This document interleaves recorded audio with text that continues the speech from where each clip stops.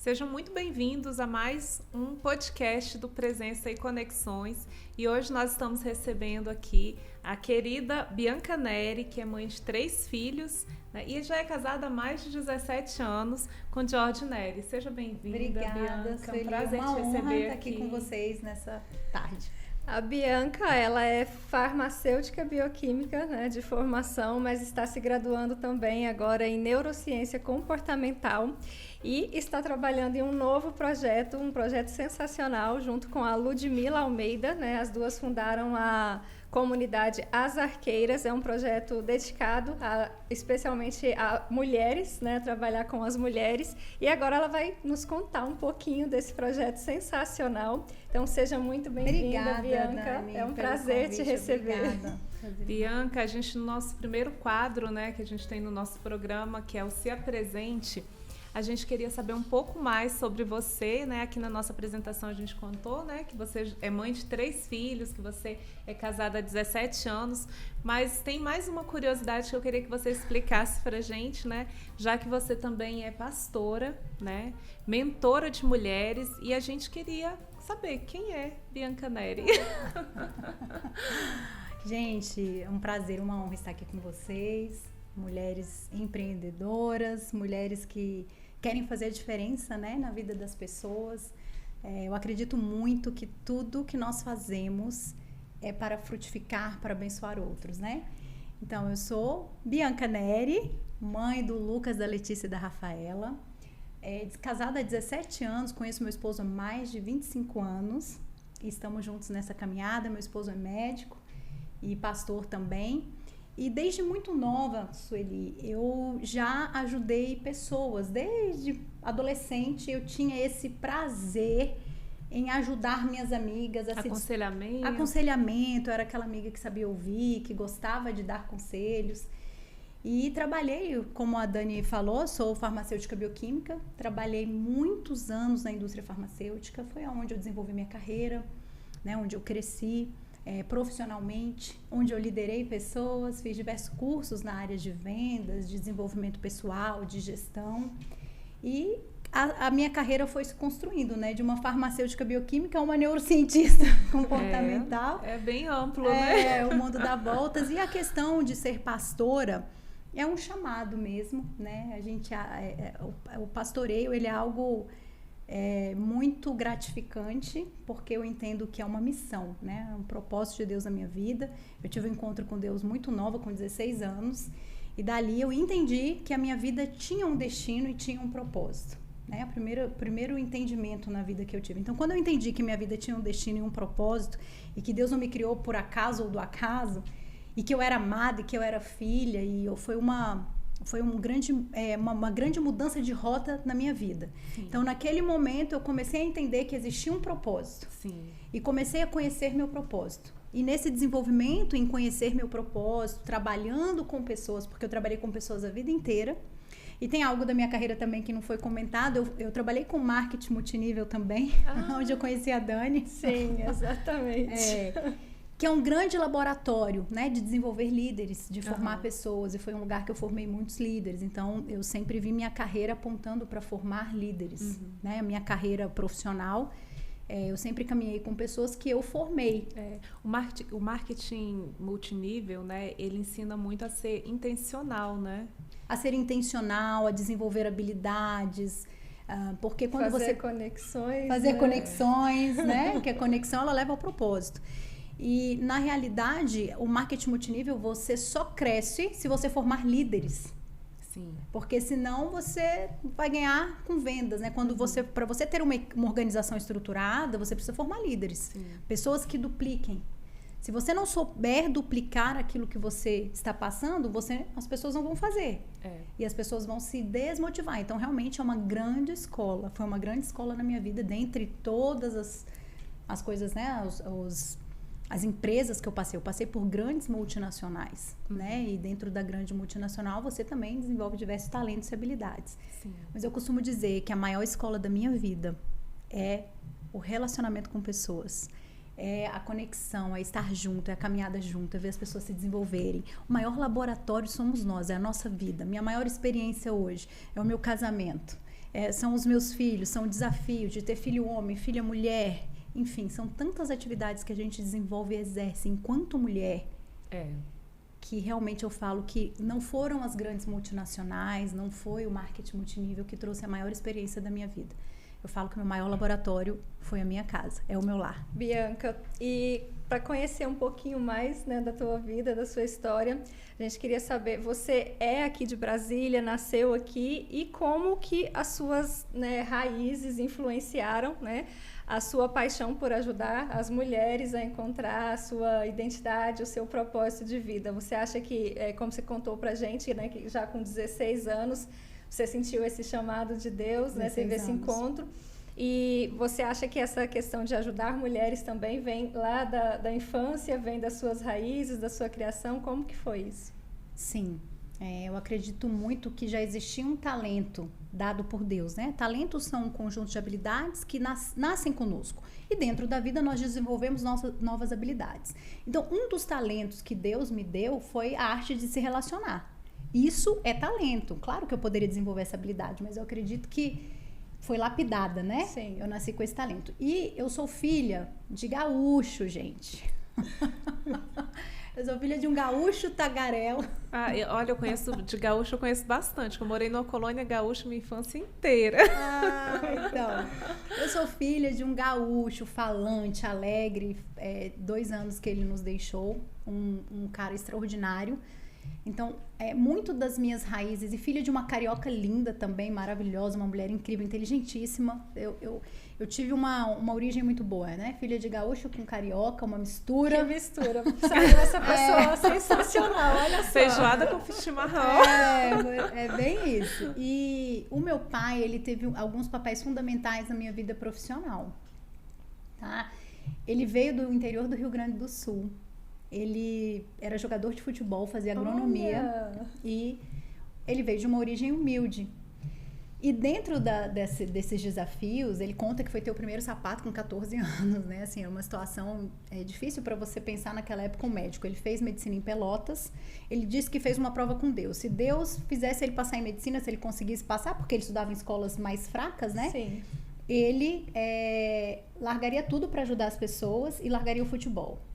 Né? Não levaria o futebol para frente. E ele passou em medicina. Olha. E a história dele já começa aí. Eu já até fiz um vídeo sobre isso. Quando ele estava acabando a faculdade, naquela época você fazia um internato, né? E já formava naquele lugar. Houve uma oportunidade de vir para Brasília. E Brasília era a capital das oportunidades, né? Isso foi em que ano, assim? Meu pai veio para Brasília em 1970. Bem no período, né, de muitas oportunidades mesmo. De muitas oportunidades de expansão e crescimento. Então, ele já me ensinou a ter essa visão de vida, né? Oportunidade. Ele enxergou oportunidade aqui, só que não tinha vaga para ele no internato em Brasília. Não tinha vaga.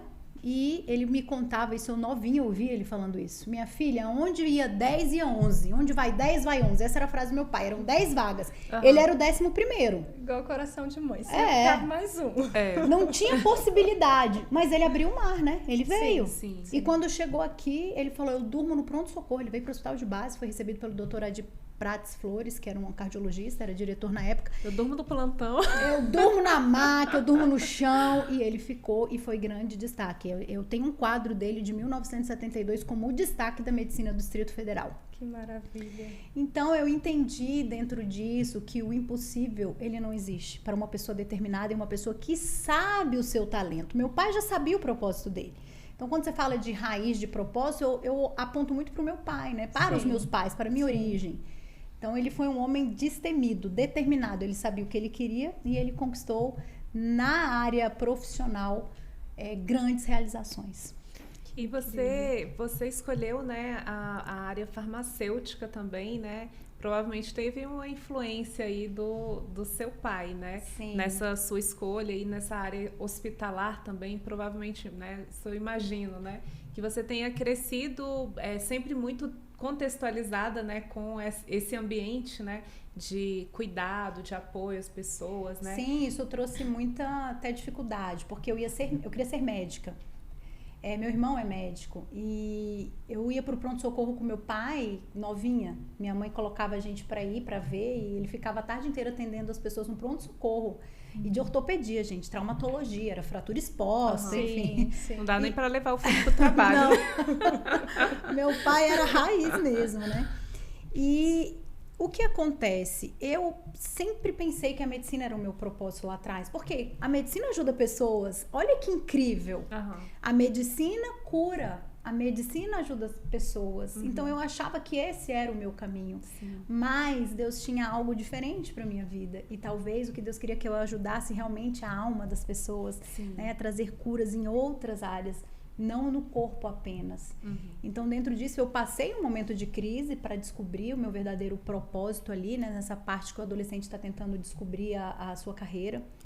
E eu entendi que eu ia fazer medicina pelo meu pai, não era por mim.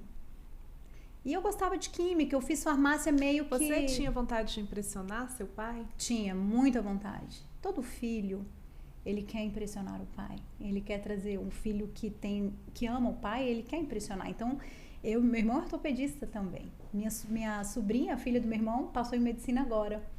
Então, eu venho de uma família de médicos. Meu marido é médico, a mãe do meu marido é médico, os irmãos do meu esposo são médicos. Então, acaba que eu cresci nesse meio, né? Fiz uma escolha até amorosa dentro disso. Os ambientes que nós estamos inseridos, eles influenciam as nossas escolhas. Por isso que é muito importante a gente saber escolher os ambientes.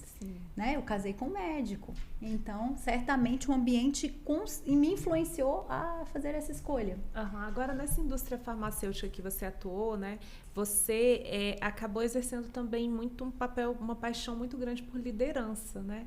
Como foi que isso aconteceu, né, dentro desse ambiente de desenvolvimento de pessoas, né? Como é que você chegou aí? É por insatisfação até com algumas pessoas que a gente lideranças. trabalha com, algumas lideranças, né? E você começa a pensar, poxa, pode ser feito de forma diferente, existe um caminho diferente. Eu também digo que a liderança dentro da minha vida é um talento. E eu sempre apontei para esse lado, né? De liderança, de organizar a equipe, de avançar, de trazer resultados. Eu sempre fui uma pessoa muito focada em resultados. Depois eu descobri a raiz disso, tá? Hoje eu tenho uma consciência aí, mas eu sempre fui muito focada em resultados. Então isso acaba despertando até a atenção da própria liderança. Mas eu desenvolvi líderes também dentro de ministérios, né, da igreja. Eu, muito jovem, com 19 anos, eu já tinha muitos jovens que eram liderados por mim. Então, a gente chama de grupo celular, né, que é até da igreja. Eu já tinha vários desses grupos em que eu liderava. Então, a liderança, ela sempre foi presente na minha vida, profissionalmente e ministerialmente, espiritualmente. Sempre eu tive essa forma, porque eu entendo, Sueli, que a liderança, ela não é dominante, a liderança, ela é inspiradora. A verdadeira liderança, ela aponta para a inspiração. E você só consegue levar a sua equipe para onde você quer se você chegar naquele lugar. Eu costumo dizer que até uma das 21 leis irrefutáveis da liderança de John Maxwell, que é a lei da tampa. Se você não subir, a sua equipe não tem para onde subir. Então, o maior desenvolvimento dentro de uma organização é o desenvolvimento de uma liderança. Uma liderança eficaz, ela sabe onde colocar os liderados dela. Então, eu sempre trouxe isso comigo, que eu precisava expandir para que as pessoas que estavam caminhando comigo expandissem. Essa sempre foi a minha visão. E o meu desejo, que elas expandissem mais do que eu. Eu nunca tive esse problema de estar aqui, se a pessoa é melhor do que eu, ela tem que voar. Tem que voar. Bianca, e pegando um gancho agora nisso que você falou, né, que você sempre trabalhou para inspirar realmente as pessoas que você liderou em todos os projetos, né, na vida pessoal, na igreja, na carreira do marketing multinível, né, Dani? Principalmente, que foi onde eu te conheci. Assim, eu queria saber o que te motivou a empreender também agora, assim, como mentora, né, nessa área, trabalhando com mentorias, né, especialmente para mulheres, né, porque quando eu te conheci, você liderava, mas não só mulheres, lideravam equipes enormes, homens. E sempre liderei homem, viu, Dani? Sempre, muito, eu lembro. É. E hoje você está com esse projeto sensacional com a Ludmila, né, voltado para esse público, né, para o público feminino. E assim, eu queria saber de onde veio, né, essa inspiração realmente para desenvolver esse trabalho com foco nas mulheres, né? Por que você resolveu agora trabalhar com mentorias também para mulheres? Então, ao longo da vida eu sempre ajudei muitas pessoas, né, como pastora. Eu sempre trouxe conselhos, atendimentos, né, no lado espiritual, como eu te digo, só que a gente é corpo, alma e espírito. O ser humano, nós somos um tripé, corpo, alma e espírito. Então, para você alinhar, às vezes a questão não é espiritual. Às vezes é uma alma ferida que está atrasando a vida da pessoa. Então, eu sempre tive esse olhar mais clínico para isso dentro dos meus atendimentos. E, ao longo do tempo, eu fui vendo o que dava certo, o que não dava, o que trazia transformação, o que trazia ferida. Então, no amadurecimento da minha jornada de vida, eu fui tendo ferramentas e fui buscando cursos, fui me aperfeiçoando para realmente ter ferramentas de ajudar as pessoas de uma forma concreta, consistente. Então, eu fui desenvolvendo esse desejo porque eu sempre fiz isso de uma forma indireta. Eu sempre mentoriei as pessoas que eu liderei, eu sempre dei mentorias para minha equipe. E eu comecei a entender, até com o Jesus com Elas, né, que é um projeto que eu tenho e que Deus realmente me deu, que a mulher, ela é a base do lar, Dani. Eu entendo que uma mulher posicionada naquilo que ela foi chamada, ela tem o poder de mudar tudo, mudar o ambiente. A mulher gera vida, a nós foi dado o dom de gerar. Então, por esse gerar, muitas vezes nós estamos gerando contaminadamente, porque nós estamos contaminadas. Sim. Então, quando você tem um ventre fértil, não só naturalmente, eu digo um ventre também espiritual fértil, você gera vida, você transborda, a gente transborda aquilo que a gente tem. Então, eu comecei a trabalhar com mulheres, hoje eu tenho uma equipe maravilhosa, de pessoas lindas no Jesus com Elas, são mulheres que já passaram por muitas situações e hoje caminham no propósito. Dentro disso eu entendi esse chamado específico para a mulher, eu tenho muito amor, porque a mulher muitas vezes não tem empatia uma pela outra, a mulher compete com a outra, uma mulher pode ver o sucesso da outra até que o sucesso dela não seja maior que o seu. Isso é assim no mundo corporativo. É assim, infelizmente. E eu vou falar pra vocês algo sério. Não é, gente, isso aqui não é machismo. A gente tem que ter muito cuidado com o que a gente fala, né? Sim. Não tem nada disso. Sendo muito clara mesmo. Eu já trabalhei com equipe de homens e de mulheres. Havia mais competição na equipe de mulheres, havia mais problemas. Eu percebia mais dificuldade nisso. E eu entendo que uma mulher curada, porque nós somos mais emotivas, nós temos uma percepção do mundo diferente, o nosso cérebro funciona diferente. Com certeza. Nós somos, né, assim, nós somos seres complexos. E uma mulher com um ser complexo desse, bem trabalhado, sabendo o seu papel dentro do seu lar, dentro da sociedade, dentro do seu trabalho, ela muda tudo, Dani. Muda. Ela consegue conquistar pessoas, a mulher consegue conquistar o que quiser. Por isso que hoje a gente vê tantas mulheres em posicionamento de liderança. Mas a minha preocupação muitas mulheres que foram avançando demais porque não tinham um homem do seu lado, porque precisaram ser únicas, precisaram ser protagonistas da sua história demais, elas perderam a essência da mulher. E aí traz outro problema, porque começa a ter uma inversão de papéis, de valores, de situações. Então hoje eu entendo que o meu chamado é trazer a mulher de volta ao lugar que ela foi chamada. É trazer o valor à dona de casa que não trabalha fora e que é criticada pela sociedade. Sim. A mulher que fica o dia inteiro com um filho, que não é fácil, que eu sou mãe de 3, e não é valorizada, porque o trabalho de casa ele não é reconhecido muitas vezes. Não. E entender que se ela foi chamada para essa posição, ela tem que ser feliz exercendo. Só que aí ela está dentro de casa se comparando com a outra que está fora. Então ela está infeliz, ela não vai exercer o papel dela com excelência. Mas tá tudo certo com a empreendedora que saiu para conquistar o mundo, se for o chamado dela. Hoje o que eu falo muito é trazer as pessoas, as mulheres de volta para o papel que ela foi chamada, sem comparar o papel da outra. Sueli é empreendedora, que eu já sei, é uma mulher de negócios, tá tudo certo. Que você faça com amor e com excelência aquilo que você foi chamado. Mas a moça que está em casa, a mulher que foi chamada para ser mãe, que ela seja feliz nesse papel. Esse assunto é um assunto bem polêmico, Sim. né? Imagino que, assim, né, durante esse seu chamado tenha tido muitas, né, muitos questionamentos, muitas dúvidas, né? Um assunto que não é um assunto tão fácil, Não né? é. Principalmente É até complexo. mesmo, se a gente for colocar até mesmo dentro do próprio cristianismo, né? Sim. A gente tem, assim, um assunto que é um assunto importantíssimo, acho que assim dentro de uma pauta que é fundamental, né? Que muitas vezes é mal interpretado, né? O papel das pessoas, muitas vezes até a relação de submissão, eu entendo, né, que a relação de submissão no qual muitas vezes a mulher é colocada, ela é uma relação que ela é colocada, né, muitas vezes até mesmo dentro de, né, de muitas igrejas, de muitas religiões, de uma forma que atende a um posicionamento da mulher que é, às vezes, muitas vezes, assim, uma visão muito machista, né, uma visão muito tradicionalista, né, e que, na verdade, não representa de verdade o amor de Deus, né, porque o amor de Deus, Deus, né, o amor de Deus é um amor que engloba todas as pessoas, né? E esse posicionamento, muitas vezes, ele acaba ferindo esse real alcance, né? E esse ponto que Jesus colocou todas as pessoas, né?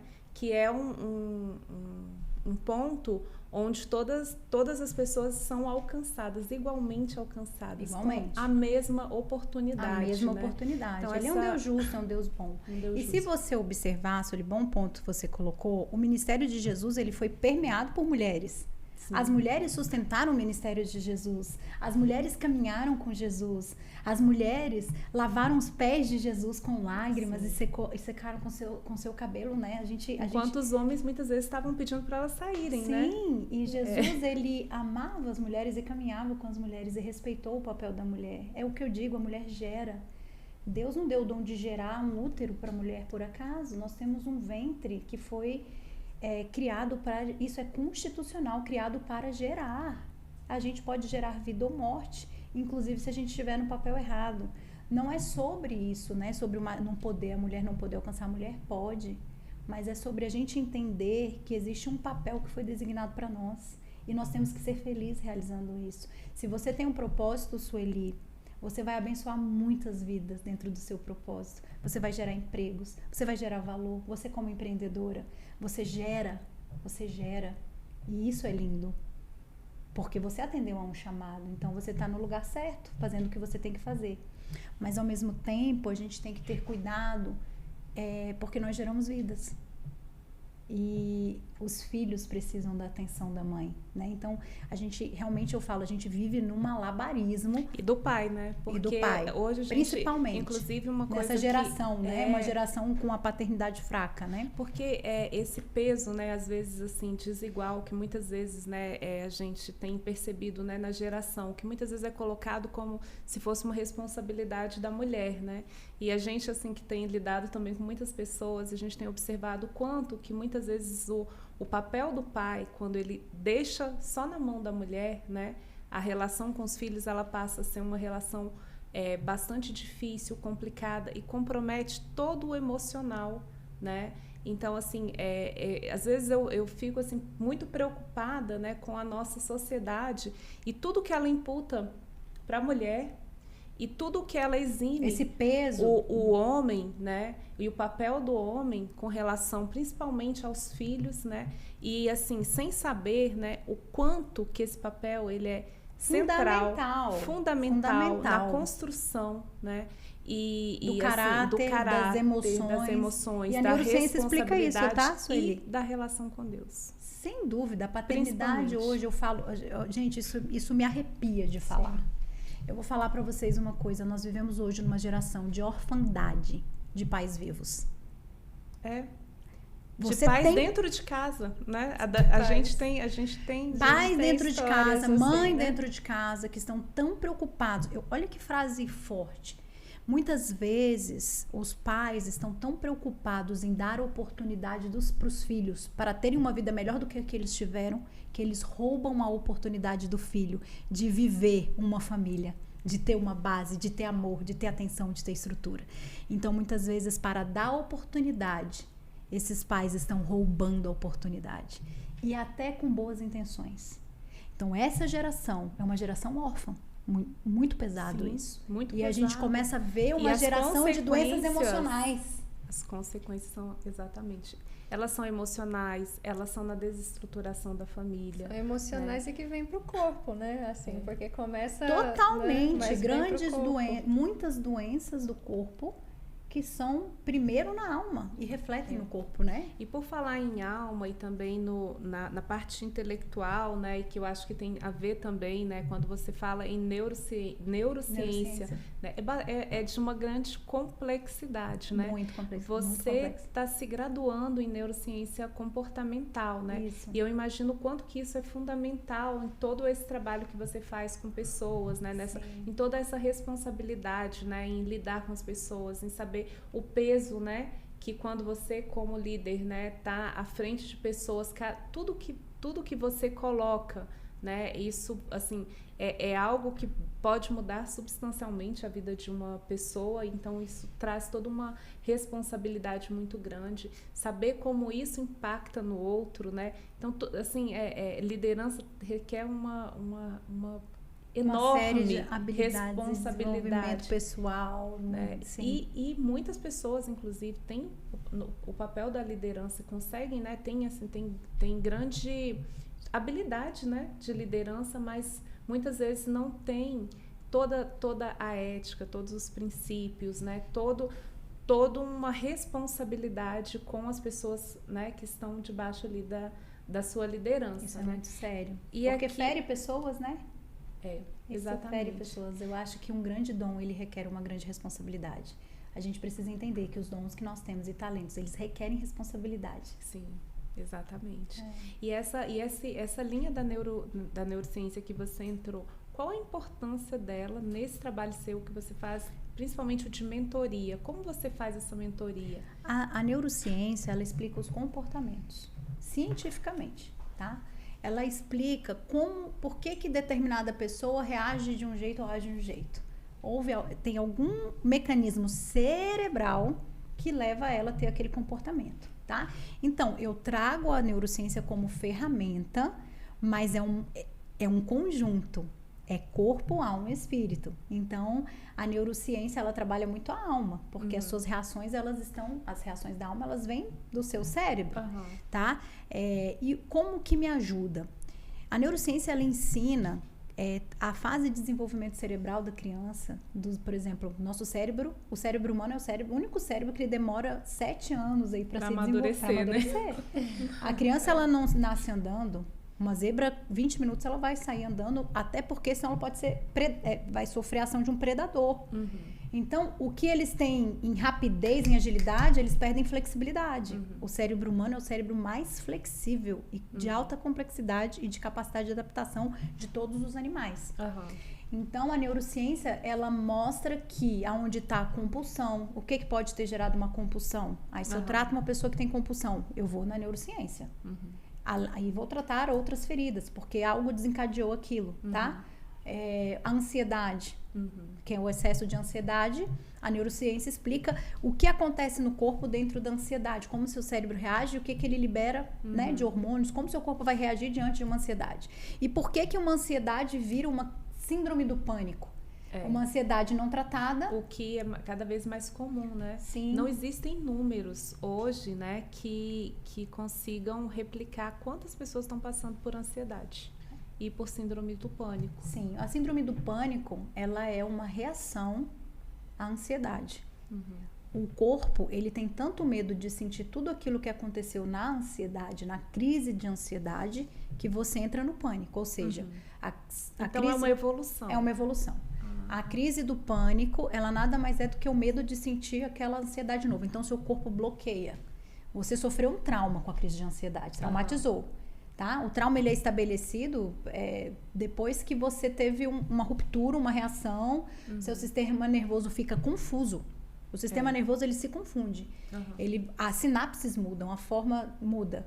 E aí, a pessoa começa a reagir, ter ansiedade, aí ela fica com tanto medo, é um medo tão grande, é um pavor tão grande de ter aquela ansiedade de novo, que ela entra em pânico. Aí entra em pânico, paralisa. Então não é o motivo da ansiedade, é a ansiedade em si que causa o pânico. É isso. É muito interessante, né? Porque é o medo, é o medo. O pânico é o medo de sentir aquilo que você sentiu dentro de uma ansiedade. Você fica com tanto medo de sofrer novamente aquela situação de ansiedade que você entra em pânico. Aí o que o cérebro faz? Ele é inteligente. Ele já vai pular pro pânico direto. Entende? Ele já faz o caminho. Nós somos seres totalmente adaptáveis, né? Nós temos essa capacidade. E como as pessoas saem desse ciclo? Muitas vezes precisa procurar um psiquiatra mesmo para tomar medicação, tá? Tem casos que a pessoa vai ter que tomar medicação. Aí é um médico que vai entrar, vai tratar a síndrome de pânico, já é um caso mais alto. Então ela precisa tomar um medicamento para não liberar tanto o sistema simpático, que vai acalmar, tá? Vai tirar ela da crise. Mas se a gente não tratar a raiz, vai voltar. Então aí o psiquiatra já não tem mais o que fazer. Porque, enfim, precisa, ou ele, como profissional habilitado, ele vai lá, vai tratar a causa. Não só com medicação. A medicação é para tirar da crise. E o tratamento mesmo, psiquiátrico, psicológico, ou você vir, que é uma das coisas que a gente trabalha, é vir na raiz. É entender o que foi que gerou. Houve um gatilho, gente. Existe algo. E muitas vezes, o que eu percebo nos meus atendimentos, que eu já percebia lá atrás, sem conhecimento, tá? Porque não era minha formação mesmo, não sou psicóloga, eu sou farmacêutica. O que eu percebia é que os grandes traumas do passado, eles são bloqueados. Mulheres que passaram por situações graves como um abuso, por exemplo, um abuso físico, tá? Um abuso sexual. Elas não lembram. Homens também passam por abusos. Homens e mulheres. É bloqueado, ele não lembra. Aquilo está guardado a 7 chaves, porque o trauma foi grande.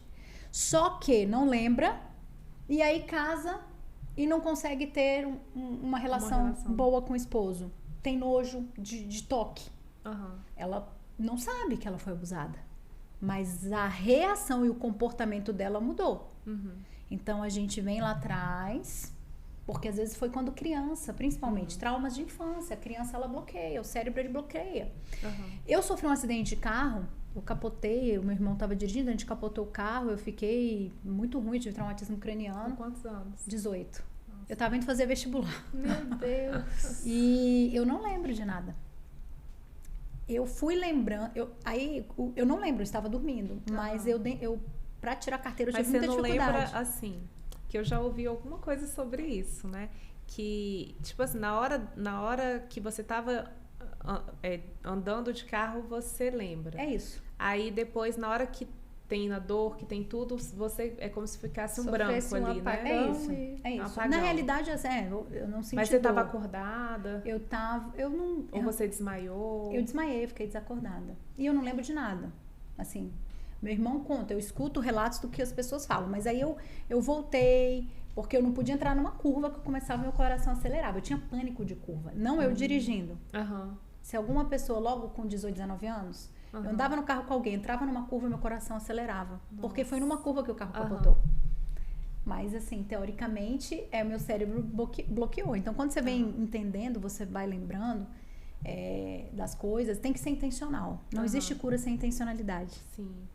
Assim, uma coisa que eu percebo, né, que principalmente depois da pandemia, assim, muitas pessoas próximas relatam, né, pânico, relatam ansiedade, né, e assim, e acho que a nossa forma de pensar, né, acho que a sociedade passou por um trauma, né?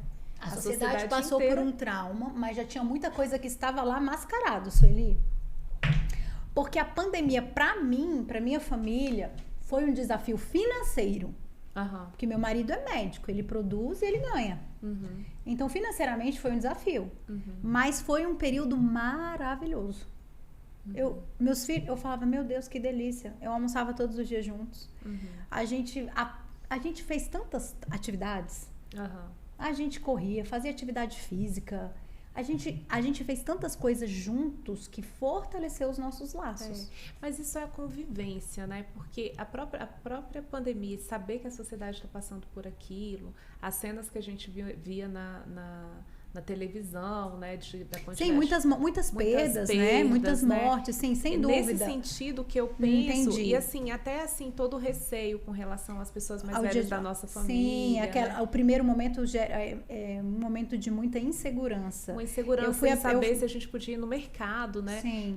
Uma pessoa perto... Eu peguei Covid, eu e minha família pegamos Covid antes de todos da família. A gente pegou logo no início, a gente não sabia o que ia acontecer. A família toda ficou muito nervosa, desesperada. Sim. A gente teve calma, porque a gente não teve sintomas. O prédio te isolando, né? As pessoas falando, aquela ali teve Covid. Era assim, sim, né? Sim. Não, é verdade. E no muitas início, perdas, a gente não queria nem contar, né? Pra não sofrer isso. Não entra no elevador não, porque é do quarto andar. Tá com Covid. Não, e a insegurança, você vai ser entubado. Eu tive amigas que tiveram perdas de maridos novos, jovens, que foram entubados e não saíram, de pais, de familiares. Sem dúvida, é desastroso, é uma pandemia, não tem como. Mas eu digo também que houveram muitos divórcios. Eu tô falando agora da perda emocional, assim, sim, né? Porque realmente isso aí porque na sua família, graças a Deus e a vocês também, né? Porque acho que isso também vem das pessoas, né? Vocês tiveram essa boa convivência e souberam aproveitar esse momento para se unir. Mas teve famílias que foi o contrário. Exato, né? Aí que eu digo que potencializou. A partir do momento que estavam juntos, que era para se unir, houve a desunião, né? Começaram as brigas, enfim. Porque muitas famílias a gente vive em modo automático, Dani. Você trabalha de você, vive em modo automático. O marido, uma família normal, tradicional. O marido vai trabalhar, a esposa vai trabalhar, os filhos vão para a escola e vai. E às vezes você está dentro de casa, já morreram muitas coisas, né? Emocionalmente você já está desconectado do seu cônjuge. A mulher já está tão focada no trabalho. O marido já não elogia mais a mulher, já não tem mais o carinho, enfim. Então, quando põe todo mundo junto... São estranhos, né? São estranhos dentro... Nossa, quem é essa pessoa que tá comigo? Então, eu acompanhei, sim, casos de divórcio de pessoas que, na pandemia, descobriram que não se suportavam mais e que descobriam que não conheciam que o inimigo estava ao lado. Infelizmente, a gente ri assim, mas isso é sério. Eu tô fazendo uma brincadeira, mas é algo assim triste. E os filhos, né? sem conexão com o pai, Sim. porque os filhos têm conexão com o iPad, com o tablet, com a televisão, e isso potencializa, né? Eu acho que a pandemia, eu digo emocionalmente, ela potencializou muitas coisas que já existiam. Só que elas passavam despercebidas porque, imagina, por exemplo, casais que o marido trabalha viajando o tempo todo. Sim. E que já está desconectado da mulher há muito tempo. Uhum. Aí, de repente, tem que ficar dentro de casa, não pode viajar, acabou tudo. Acabou a fuga, né? Acabou a fuga, então é encarar a realidade. Ou você encara, a realidade ela vai ser encarada, ou para você vencer, não. Existem alguns tipos de pessoa. Aquela pessoa que vai entender, gente, tá ruim. Eu não amo mais minha esposa como eu deveria. A mulher vai orar, meu Deus, meu esposo, eu preciso melhorar. Sim. Tem como consertar. Minha família vale a pena, eu vou investir. Então, intencionalmente, há esse olhar para dentro. Tem pessoas que não têm nem essa consciência. É isso. Né? Aí você vai reagir, não, tá ruim mesmo. Então, eu acho que a pandemia foi um recado de Deus para a humanidade. Ei, precisamos melhorar. Sim. Né? Assim, aí você vai falar, ai, Bianca, Deus é ruim. Não. É consequência das nossas próprias ações, né? Eu acho que o que a gente planta, a gente colhe. Então, Com certeza. A gente tem vivido... Eu, particularmente, tenho que ter muito cuidado. Eu sou uma pessoa de atividade, eu sou uma pessoa de ação, eu sou uma pessoa ligada no 220. Então, eu tenho que sempre fugir de tudo intencionalmente, Dani. De tudo que aponta para o ativismo. Quando eu vejo aquela agenda lotada assim, eu falo, epa, peraí... Eu não consegui levar meus filhos essa semana na escola, tem alguma coisa errada. Então, eu tô sempre... Tem que ter equilíbrio, né? É isso. E esse é assim, saber fazer uma boa gestão do seu tempo para você, né, também não se exceder nas atividades, né? Nem para mais, nem para menos. Eu costumo dizer que todo excesso é perigoso, né? A gente tem que ter equilíbrio, todo excesso é uma falta. Pegando esse gancho agora do equilíbrio, né? A gente já está falando sobre a sua carreira desde o início, mas assim, a gente vai entrar num próximo quadro aqui agora, que é realmente um quadro para falar sobre carreira, e como você acabou de mencionar, né? Que às vezes a gente está com a agenda tão cheia, aquela loucura, né? E não consegue ter essa atenção nem com a gente nem com a família, né? Porque às vezes a gente entra nesse modo automático, as coisas vão acontecendo e a gente se desconecta de tudo, né? E se perde. E da nossa essência, principalmente de quem a gente é. Exatamente. Você acaba assumindo papéis que não tem nada a ver com você. E assim, a minha próxima pergunta aqui ela é exatamente sobre isso, porque você tem uma trajetória incrível, né? A gente ficou brincando aqui no início, antes de começar, né? Falando de filhos e você tá tão novinha já com filho, né? No caso de vocês duas, né? A Sueli, né, gente? Eu não. A Sueli, Sueli, ela dorme no formol. Você tem filho de quantos anos, Sueli? Agora eu vou entrevistar a Sueli. Quantos anos tem seu filho, Sueli? 23 anos. 23 anos, Brasil. Olha essa mulher com filho de 23 anos. Eu, ao lado de vocês duas aqui, eu fico aqui pensando, meu Deus, quando eu crescer eu quero ser assim, porque a vida, né, de vocês duas, né? Eu tô brincando aqui, mas é real, porque vocês conseguem conciliar coisas incríveis, né? Trabalho, família, lazer, Deus, enfim, tanta coisa que a gente precisa colocar. E você, Bianca, tem essa trajetória que é admirável, né? Com diversas áreas de atuação, como a gente já vem falando desde o início.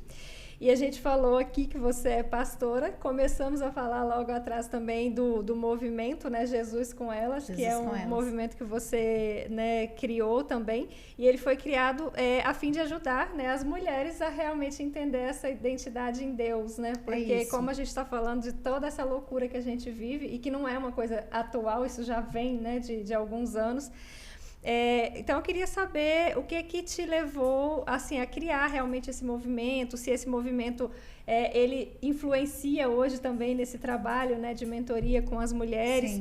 E assim, ele foi um movimento criado mais para ajudar as mulheres a romper essas armadilhas emocionais, porque como você falou pra gente, né, nós somos um tripé, né, corpo, alma e espírito. E quando você criou o movimento, a sua percepção era em relação a isso? Você via realmente as mulheres sempre com uma falha ali em algum... Sim. Gente, até tem muito a ver com arqueiras, mas a gente vai voltar aqui para o Jesus com Elas. Tem muitas mulheres que são bem-sucedidas profissionalmente, são um avião profissional, conheço várias, e destruídas emocionalmente. Então, tem algo errado. E tem muitas mulheres que têm uma família incrível, mas não estão vivendo propósito também. Estão estagnadas e infelizes muitas vezes, né? Então, acho que a gente tem que trabalhar entender que tem algo que precisa ser trabalhado. O Jesus com Elas, ele aponta para um relacionamento íntimo com Jesus. Ele não é sobre religião. O que Deus me deu nesse período? E começou na pandemia, tá, gente?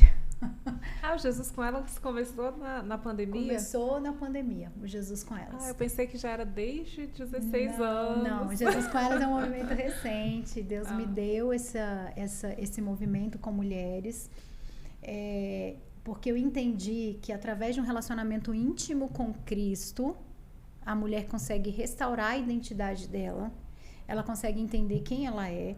Muitas vezes a gente está na igreja e não tem um relacionamento íntimo com Cristo. Às vezes, igreja, tô lá, tô indo, mas entra no modo automático de novo. Sim. Então, é um movimento, ele é interdenominacional, ele não é de uma igreja ou de outra. Mulheres de várias igrejas, até de outras religiões, elas vêm para ter esse momento de ter um relacionamento com Cristo. E através do relacionamento com Cristo, com Jesus, entendendo quem ele é, assim como eu tive lá com 16 anos, que eu tive esse encontro, elas conseguem resgatar a identidade, saber quem elas são e aí sim trabalhar as outras áreas, né? Então a gente procura trazer um despertar. Você está indo pro lado errado. Eu vejo a gente tem testemunhos incríveis no Jesus com Elas, porque a gente caminha. Sim. A gente vai para Tocantins, Rio Verde, Goiânia, Brasília, e Deus foi me dando uma equipe maravilhosa de amigas de propósito.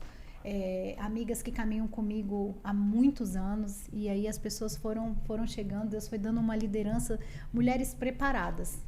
Mulheres Agora, que passaram muitos desafios, mas hoje preparadas para ajudar outras mulheres. agora, você falou, né, desse movimento, né, mas você falou também do Arqueiras, né, e você está fundando, né, praticamente é um lançamento aqui no Presença e Conexões, né, as Arqueiras, junto com a Ludmila Almeida, né? E, assim, o que é Arqueiras? Isso é uma pergunta, assim, que já está na minha cabeça. Por que Arqueiras, né? Arqueiras de arco, né? De atingir o alvo, né? E assim, fala um pouco pra gente sobre esse movimento, né? E, assim, se ele digamos assim, um filho do Jesus com Elas, né? Como nasceu e surgiu e o que o Arqueiras. Muitas perguntas. Ai, mas é uma delícia, eu gosto muito disso. Os Arqueiras, gente, ele tem muito a ver com o meu propósito de vida. Uhum. E eu entendo que Lud também, vocês vão entender porque Ludmila, né? A gente vai estar falando sobre isso. A gente podia ter trazido a Ludmila junto, né? No próximo. No próximo a gente vai trazer a Ludmila. As Arqueiras, Deus, eu sempre lancei flechas ao longo da minha vida.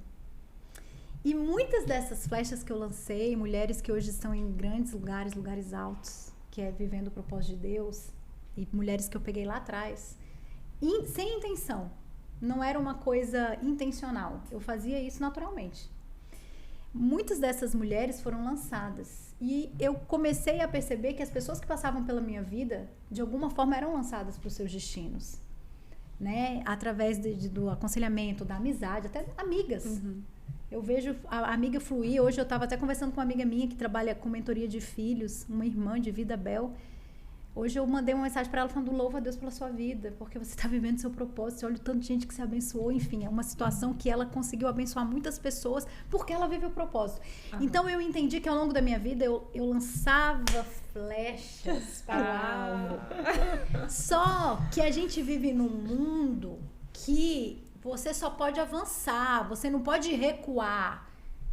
A gente vive num mundo onde recuar é fracassar, onde recuar é desistir. Dar um passo para trás é um crime. Né? Dar um passo para trás é um crime. Mas isso gera um nível de cobrança, né? Sim, e o arco, injusto, inclusive. A flecha, para ela ser lançada, ela volta para trás. E ela vem pro seu coração. É onde você recua para tratar sua alma. É onde você recua para tratar suas emoções. É onde você recua para tratar suas raízes. E tratar e recuar não quer dizer paralisar, não é ficar estagnada, não é ficar louca, parada. Porque tem gente que me questiona isso. Não, é voltar atrás. É voltar das raízes. Sensacional, não é? É saber que você precisa desse recuo para organizar suas emoções, para organizar sua vida, sua mente. E não cometer os mesmos erros. Uma mulher que sai de um divórcio hoje, ela precisa estar linda, maravilhosa, você tem que sair. O que as amigas fazem? Empurram ela, sendo que é um momento dela recuar. Ela passou por um luto. Por pior que fosse o relacionamento dela, é um luto. E eu não estou falando de recuar, parar de trabalhar, não. É recuar para o tratamento. Se precisar for se expor menos. Porque você sai de um divórcio, você quer postar no Instagram que você tá maravilhosa, linda, que você tá mais bonita. A mulher, quando ela sai de um divórcio, a primeira coisa que ela procura é o fora. É o externo. Porque ela tá se sentindo rejeitada. Ela quer ficar linda. É onde entra a Ludmila, tá? Ela quer ficar linda. Só que se você não tratar o que é dentro, a essência. Muitas vezes a gente perde até a nossa identidade no divórcio. Eu trato mulheres que não sabem quem são. Por divórcios dolorosos, feridas na alma. E é aquele momento que eu falo, agora é hora de recuar, sim. O mundo vai mandar você avançar, mas espera, dá um tempo. Vamos trabalhar a sua identidade, sua autoestima, saber quem você é, saber onde você errou também. Ah, mas eu não errei. A gente tem situações que tem que melhorar. Só que nós somos cobradas a avançar. Então, o Arqueiras, ele traz hoje para o mundo, para as mulheres, esse sentido. A flecha precisa voltar para ela ser lançada no alvo certo. Quantas vezes mais vocês vão ir para o alvo errado? Quantos desgastes emocionais? Se a gente não fizer esse recuo, a gente vai entrar em outro relacionamento provavelmente ruim. A gente vai cometer os mesmos erros porque nós estamos em modus operandi programados da forma errada. Então, quando você reajusta a programação, sua programação cerebral, emocional, você está pronta para avançar. Então, não é perda de tempo, é ganho. de tempo e de propósito. A gente perde tempo Aham. quando a gente caminha no alvo errado. Quando a gente tá... Eu falo que é melhor você esperar do que você acertar o alvo errado. E a pessoa, quando ela tá no propósito dela, Sueli, ela flui. Viver o propósito não é romântico, não. Uhum. As pessoas falam, Bianca fala tanto de propósito. Eu falo de propósito, porque eu vivo o propósito intensamente. Eu transbordo o propósito, porque ele me alcançou. A pessoa, quando vive o propósito, ela vai ter muito trabalho, ela vai ter muitos desafios, ela vai ter que... Eu tô aqui, ó, no podcast, me desafiando, falando. Aham. Estamos aqui juntas, vocês estão aqui. A gente vai ter trabalho, Sim. mas vai ser leve, vai ser gostoso, vai fazer sentido, vai abençoar vidas, vai destravar destinos. Isso é viver o propósito. Falar que não vai ter desafio, vai ter 1 milhão de desafios. Aham. E o propósito não é você que vai atrás do seu propósito. Tem gente que fala, Bianca, como eu descubro meu propósito? Como é que eu vou atrás do meu propósito? Eu falo, ei, Não é você, criatura. não é você. É tudo na força do braço. Tipo, sou eu, Essa aqui era essa mulher. Aham. É na força do meu braço. Eu faço e aconteço. Ó, mulher, eu era assim. Eu era essa. Deus, ele teve que me tratar muito para eu respirar. Uhum. E entender que não é na força do meu braço. Depender, né? É depender. Gente, as coisas fazem conexão. Quando eu olho hoje os trabalhos que eu passei, que você fala, nossa, não tinha nada a ver, você trabalhou com isso. Uhum. Eu posso dar uma aula de transição de carreira, porque eu já fiz várias coisas na vida.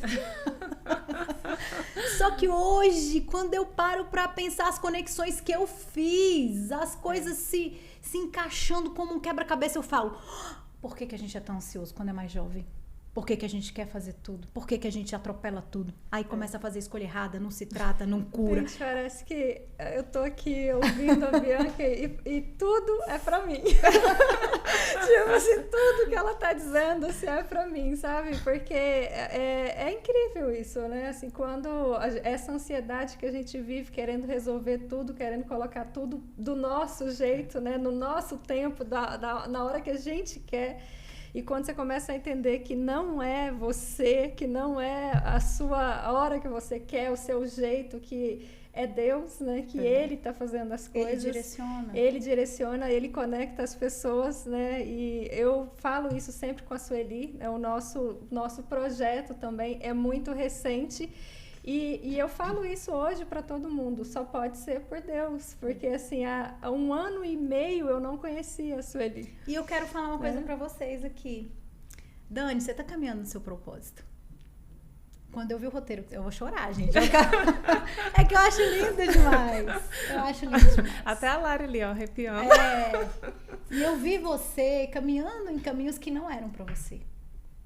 E hoje, quando eu me emocionei quando eu li o seu texto. Ela me mandou e eu não tinha lido o roteiro. Eu falei, uau, que talento que ela tem. Meu Deus, você conseguiu numa conversa comigo extrair tudo que eu falei pra você do Arqueiras. Isso é dom, isso é talento. Então hoje você tá inserida no lugar certo. Vocês vão frutificar. Amém. É isso. Amém. É sobre isso, é sobre se conhecer. E a gente passa por dores, a gente passa por dificuldades, a gente passa por desconstruções. E tá tudo certo. Se a gente conseguir entender que... Hoje eu entendo. Hoje é isso que você disse. Assim, parece que todas as peças do quebra-cabeça, hoje elas se encaixam e hoje eu entendo exatamente o porquê de cada coisa, o porquê que tudo aconteceu da forma, né, que aconteceu. E assim, ouvindo isso, eu me emociono muito, né? Porque por isso que eu te falo, né? Que escutando você responder a pergunta da Sueli, parece que é para mim, né? Porque realmente quando você começa a entender, né? Você vai ver o sentido de tudo. E hoje a minha pergunta aqui é até em relação a isso, né? Com toda essa sua experiência, as conquistas ao longo da vida, você falando, mudei tantas vezes de área, de carreira, fiz tantas transições, recuei tantas vezes para poder avançar, né?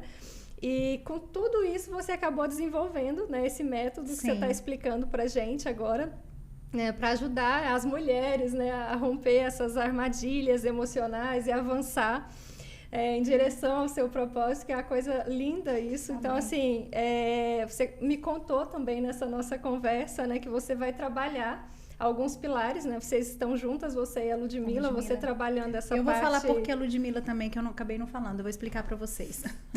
Você trabalhando essa parte, né, interna, né, essa parte introspectiva ali, essa parte do recuar para depois se lançar, e ela trabalhando esse lado mais externo, né? Mas a Lud é estrategista de imagem, uma mulher altamente gabaritada. Eu vi também, né, o perfil dela, estou acompanhando o trabalho dela desde que a gente conversou, porque eu não a conhecia ainda, mas é um trabalho sensacional também. E dentro da sua parte nesse projeto, você me falou muito sobre trabalhar nessa parte da identidade, de raízes familiares, dos traumas, né? E a questão realmente do propósito. Como que vai funcionar isso, assim, só para as pessoas que estão vendo, né? Só para as pessoas que estão assistindo a gente agora conhecer, entender como é que vai funcionar, porque você falou muito para a gente agora há pouco sobre essa questão, que às vezes a pessoa passa por um trauma lá na infância, bloqueia aquilo e ela nem se lembra, mas aquilo hoje impede ela de seguir. Então, assim, como que vai ser feito esse trabalho de vocês duas dentro desse projeto? A gente tem um curso, né, que está no forno, e eu chorei quando gravei. Eu tinha que parar para chorar. Que é muito forte, né? A gente está trabalhando com coisas sérias. Então, a gente traz aí um conceito, como eu disse, esse método, trabalhando lá. Eu não posso contar muito, senão porque as pessoas têm que comprar o curso, né, gente? Não, mas pode contar um pouquinho.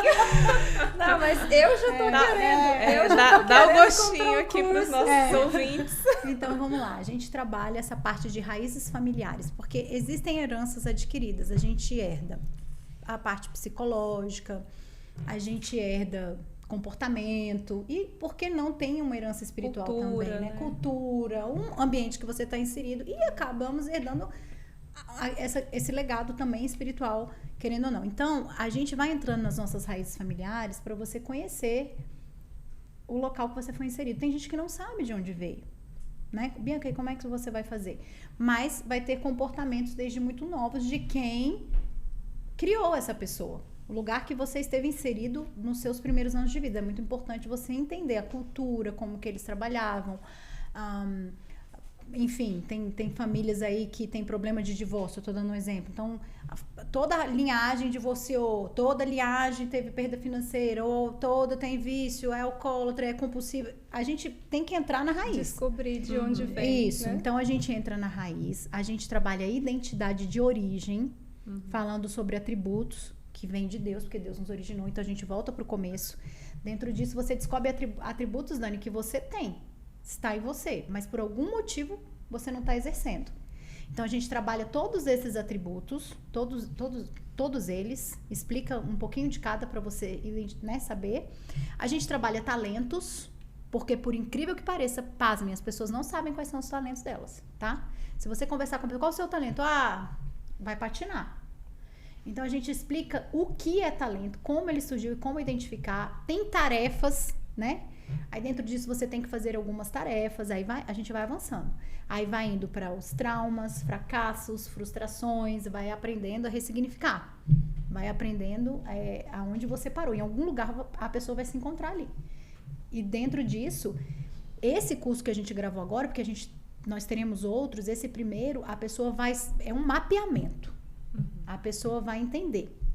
Dentro desse mapeamento eu trabalho dentro e a Ludmila trabalha fora. Sim. Então a Ludmila, dentro do curso, ela dá dicas incríveis do seu corpo, do que fica bem para você. Ela dá dicas técnicas mesmo da parte de consultoria, de imagem, de estratégia de imagem. Porque hoje nós vivemos num mundo, a Ludmila fala muito sobre isso, que existe o padrão de beleza. O padrão é político, cultural, sim, enfim. Você é você, Dani. Sim. Né? Você tem algo que realça a sua beleza e você não precisa ser igual a Sueli. Né? Só que a gente vai padronizando tudo de uma forma que a gente perde a nossa essência e nossa identidade. E às vezes, por exemplo, quem era o meu referencial de mulher? A Ludmila até me ajudou nisso. Meu referencial de mulher era minha mãe. Gente, minha mãe é bonita. Essa mulher é bonita. Mas pra fazer uma mulher bonita, meu pai era feio. E minha mãe linda. E a minha mãe da moda e tal. E eu meio que fiquei perdida. Eu perdi a minha identidade, porque ela é muito forte. Ela tem uma imagem, né? Então, às vezes eu coloco... quando você tem uma referência muito forte na família, isso, né? você fica buscando ser como. E isso te limita realmente naquele patamar, Isso. que é a tampa que você falou ali. Isso é legítimo, tá? A gente vai imitar, vai reproduzir padrão. Só que não era a Bianca. A Bianca tem um jeito de se vestir, a Bianca gosta de uma coisa. Então, a minha filha, hoje eu sou totalmente diferente com a Letícia. A Letícia não tem o meu gosto. Zero gosto da mãe. Ela não gosta das roupas que eu uso. Ela usa algumas roupas mesmo, mas ela muda tudo. E eu falo, isso, filha, eu valido pra ela ser quem ela é e não quem eu sou. Nossa, eu acho que assim, sabe, até fazendo uma confissão, né, pública, eu acho que o meu filho mais velho, ele sofreu muito com a minha imaturidade, né? Sim, normal. Porque eu tentava muito moldar quem ele era, né?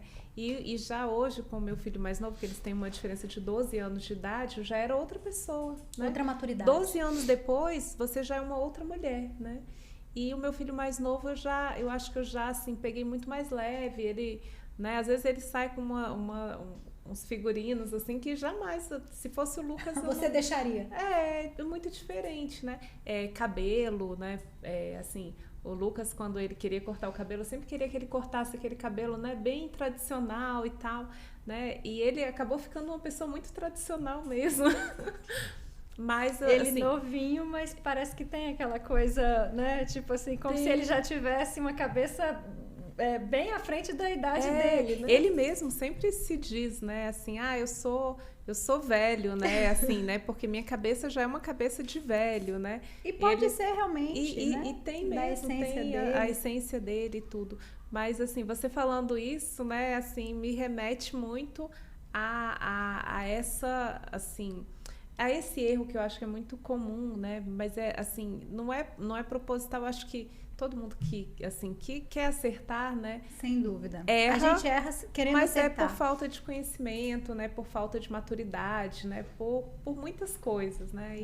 E isso é verdade. A gente tenta muito, né, modelar nos nossos filhos os nossos padrões. Nesse momento, às vezes, a gente fere com palavras. É claro que a mãe não pode deixar o filho fazer o que quer. Existe um controle. Eles não têm maturidade para tomar decisões. A gente tem que ser firme, sim, né? Até porque esse limite, ele demonstra amor. Agora, o que a gente tem que ter muito cuidado é nisso. É de não mudar quem eles são. Inclusive, o gostos, eles têm os gostos deles, tem que ser muito respeitado. E temperamento. Porque a mãe ama um filho mais do que o outro? Nunca. Não. Mas ela vai ter mais intimidade com um deles. Vai tratar diferente porque eles são diferentes. Sim, né? E vai ter intimidade provavelmente com um mais do que o outro. Por quê? Porque a linguagem de amor é semelhante, se comunica mais. Porque eu tenho 3 filhos. A Rafaela, se eu respirar, ela tá do meu lado. Se eu andar, ela tá do meu lado. Se eu for comer, ela tá do meu lado. Se eu for, eu não posso nem piscar, que ela tá do meu lado. Você ama mais a Rafaela? Ela te sufoca. Você ama mais a Rafaela? Não, só que os meninos dizem que é a Rafaela. Não, eu amo os 3 iguais. Só que ela está sempre atrás de mim. Então, ela acaba tendo algumas coisas que os outros não têm. Porque ela tá ali. Não é um amor que é diferente, é intimidade. É como eu falo Jesus com os discípulos. Tinha o discípulo que deitava no colo ali, colocava o ombro. Ainda o João falava, eu sou o discípulo amado. Porque ele ia atrás. Ele provavelmente tinha um temperamento mais de influente, queria tocar mais, né? De toque, de abraço. Né? Sinestésico. Então, é isso. Outra coisa que é muito importante sobre isso, quando a mulher descobre isso também, gente, é umas chaves que vão virando. Tem mulher que passa a vida inteira tentando mudar o marido. Casou com o marido. Eu diria até que a gente foi criado pensando que a gente vai mudar o marido. Eu acho que a gente tem é uma carga cultural, né?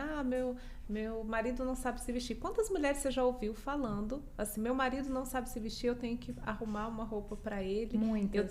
Quantas mulheres não falam isso? A minha avó, era ela quem escolhia a roupa que o meu avô vestia. Ele ia pro banheiro e ficava esperando ela escolher a roupa que ele vestia. Pois tira até a autonomia da pessoa, né? Eu acho que você estimular ele a ter um consultor que combine com a imagem dele, você estimular, isso é muito produtivo, né? Mas o que eu vejo até de temperamento, gente, isso é muito sério. A mulher casa com um homem estável, um homem analítico e quer que ele seja influente. quer que ele pegue o microfone e saia falando e dê palestra, então não tinha que casar com ele. Aí o que ela faz? Põe ele no curso de oratória, põe ele pra... empurra o homem pra... Não, isso vai faz ele gravar vídeo. Faz ele gravar vídeo, você vai pro YouTube, você vai pro Instagram, você tem que fazer... Vou virar blogueiro aqui. Você vai virar blogueiro. Ei, foi esse homem que você namorou? Isso é um abuso emocional também, porque a gente acha que só um homem porque abusa, se fosse faz o abuso. contrário, Sim, né? Quando alguém tenta mudar a gente também. Ele vai... Gente, potencializa o que ele tem.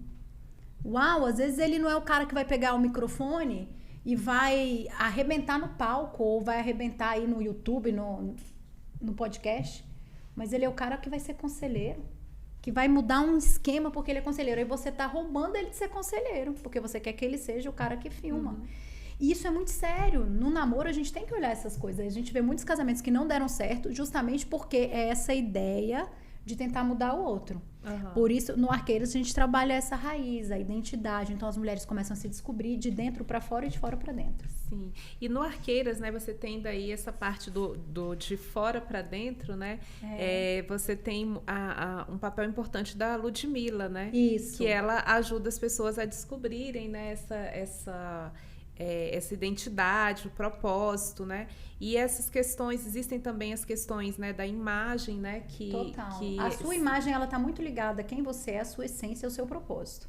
E os traumas também, né? Os traumas. Tudo isso vocês trabalham, assim, na verdade, acaba que é um conjunto, assim, de... É amplo, né? É assim, amplo. Que é tudo que nos compõe, né? São os nossos traumas, é a nossa imagem, né? É o nosso comportamento, ou são os nossos resultados. É isso. Né? É isso. E a Ludmilla, gente, é muito interessante porque ela foi uma mulher que passou por situações. Ela sempre foi como eu, de frente, ela foi diretora da mesma empresa que eu fui diretora, nós nos conhecemos trabalhando. Só que ela estava passando um processo emocional muito difícil. Traumático, né? Então foi um momento que ela teve que recuar e todos mandaram ela avançar. E foi onde a gente se conheceu, quando eu falei, não, você vai recuar. É um momento de você recuar, e nesse recuo aí tem uma frase foi transformada. Que um amigo uma vez me falou, né, num momento muito difícil, assim, talvez um dos momentos mais emblemáticos que eu passei, inclusive na minha carreira. Ele falou assim, Sueli, às vezes a gente precisa dar 2 passos para trás, um passo para trás para dar 2 para frente. Já errei, né? Já tô dando... Mas é isso, Mas Sueli. é isso, né? Isso. E a Lud, ela foi disruptiva. Eu falo que eu sou uma pessoa disruptiva, assim, porque eu sou muito, assim, eu acredito muito que a gente não tem que ser igual, que a gente tem a nossa essência, que a gente carrega algo muito lindo da parte de Deus que foi colocado em nós. E para mim o maior salário é ver uma pessoa caminhando no propósito.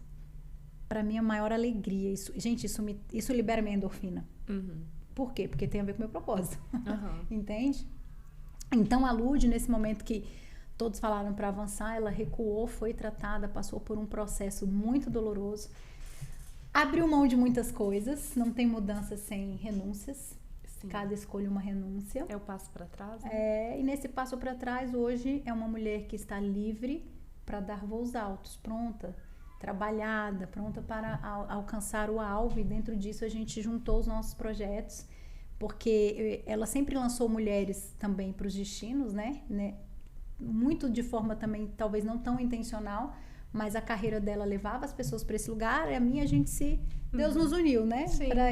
Para trazer o Arqueiras aí, essa comunidade, para tratar vidas, fazer cada mulher se sentir realmente única e quem ela foi criada para ser, né? É o começo. Nós temos muitas coisas aí, muitas coisas.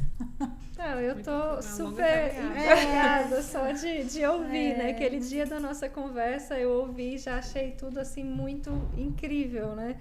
E assim, ouvindo você falar, né, que caminhando no seu propósito, assim, isso é o que te move, né? A minha próxima pergunta era exatamente isso, acho que você já até respondeu, que seria exatamente essa questão, né? Tipo assim, o que mais te inspira, né, nesse trabalho de ajudar as mulheres a romperem, né, essas barreiras para alcançar o que elas realmente nasceram para viver, né? É o resultado, né? É isso, Dani. E na realidade, quando você vê o resultado, você vê aquela pessoa andando naquilo que ela foi chamada para ser e ajudando outras. Então, é um grande movimento né? É sensacional. Uma pessoa posicionada, ela muda tudo, né? Eu tenho um exemplo que eu tenho até um vídeo sobre isso, que eu falo assim, que a gente não seja Jonas. Jonas era profeta, homem de Deus, conhecia Deus, mas ele estava no lugar errado, ele estava fugindo do propósito. Deus chamou Jonas para ir para um lugar e ele pagou a passagem. É assim que a gente faz, tá? A gente paga para fugir. É assim, a gente paga, investe, Deus manda você fazer isso, aí você abre uma empresa disso. Não tem nada a ver. Aí depois dá errado, falha a culpa. Nossa, a culpa do sócio e tal. Não, você não tá fazendo o que Deus chamou. Então, Jonas, ele foi chamado para uma coisa e ele fez o quê? Outra. Fugiu. Era legítimo? Era. Ele não queria pregar para Nínive, aquele povo ruim. Ele não queria dar uma notícia ruim, né? Porque que a notícia que ele tinha para dar era ruim. Né? Mas eles iam se salvar. Ele não queria que esse povo... Olha que egoísmo. Ele não queria que eles se convertessem. Então, ele não queria levar as boas novas. Assim, ó, se vocês não se converterem, vocês vão morrer. E ele queria que eles morressem. No fundo, era isso. Foi um motivo egoísta. Aí, o que Jonas fez? Pagou a passagem e foi para Tarso. Chegando dentro do barco, o barco veio uma grande tempestade. E o barco ia a pique. E, naquele momento, ele estava dormindo. A pessoa estava no lugar errado. Ele era o homem errado? Não. Mas ele estava no lugar errado. E todos que estavam no barco pereceram.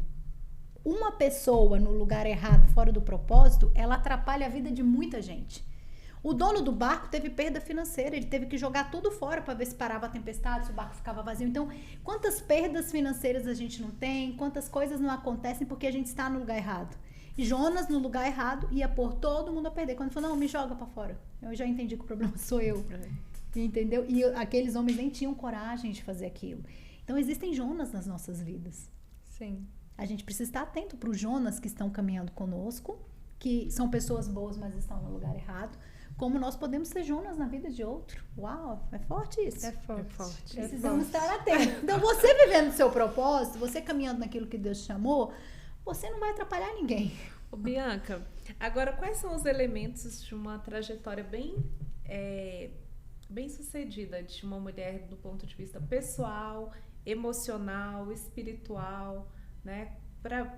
Assim, para onde vocês vão levar essa mulher, né? Essa mulher que vai ser bem sucedida. Então, vamos lá. Uma mulher bem sucedida é a mulher que caminha no propósito. É uma mulher que exala aquilo que ela foi chamada para ser. É uma mulher que cumpre, que pega os seus talentos e multiplica. Ela sabe multiplicar os seus talentos, ela floresce. Essa é uma mulher, né, bem sucedida.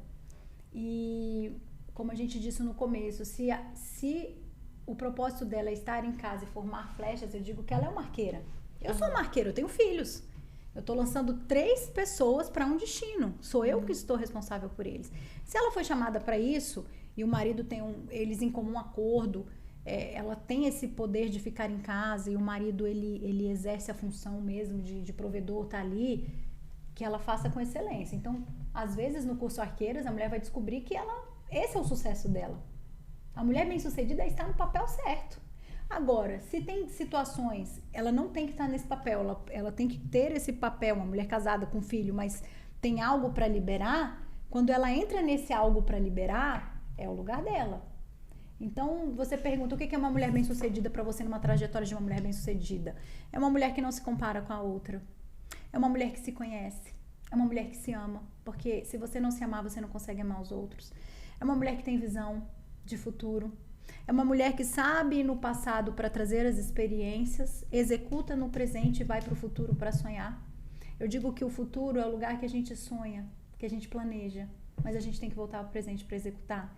Então, é uma mulher que sabe caminhar nesses lugares sem estar presa a nenhum deles. Não está nem demais. A mulher que está muito no futuro, ela está ansiosa, ela está acelerada.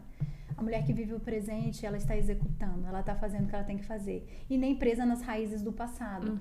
Então, a mulher bem-sucedida é que não está presa nas suas dores, que não está presa nas suas feridas. É a que tem cicatrizes, que são batalhas que ela venceu. E essas batalhas que ela venceu, ela vai ajudar outras mulheres a vencer essas batalhas.